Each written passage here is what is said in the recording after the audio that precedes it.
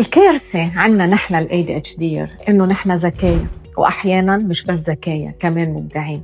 طيب كيف ممكن حدا يصدق إنه نحن جد عم نواجه تحديات كتير كبيرة بحياتنا؟ كيف ممكن إنك تقنع أمك إنه مش بالسهل عليك تقعد على طاولة وتدرس مش لأنك مهمل؟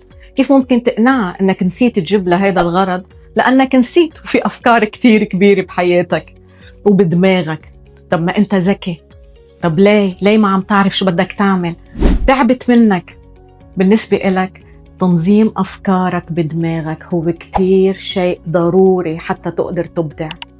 إذا كان هالفيديو بمسك أو عم بحكي عنك أو أنا عم بحكي عن ابنك، بعتي للناس اللي بهمهم يفهموا شو هو ال ADHD، لأنه رح نحكي كتير عن هذا الموضوع.